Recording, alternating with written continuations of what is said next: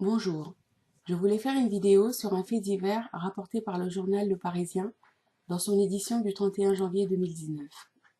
Il s'agit d'une petite fille de 3 ans qui s'est fait raser une partie de sa chevelure pendant qu'elle se trouvait au centre aéré.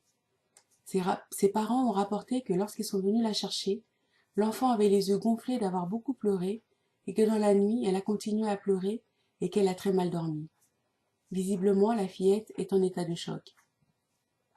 S'agit-il du geste d'un négrophobe ou d'un fétichiste des cheveux? On ne le sait pas. L'enquête nous le dira.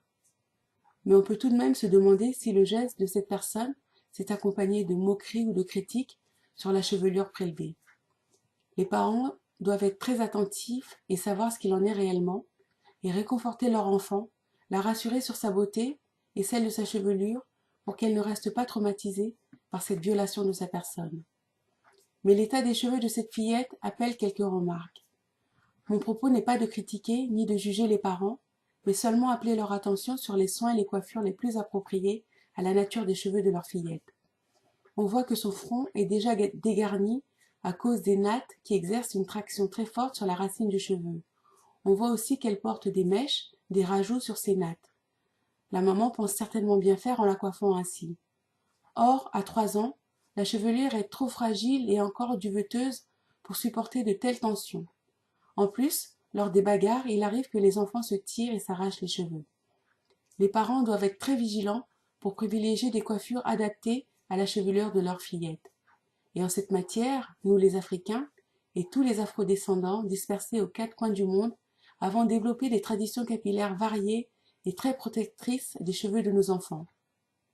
Nous pouvons et devons épuiser largement pour leur trouver des jolies coiffures. Sans serrer la chevelure, on peut leur faire des vanilles, des nattes, des tresses, des petites boules sur la tête, qu'on appelle tufiataba en lingala, caca-cabri aux Antilles ou bantou knot chez les Afro-Américains.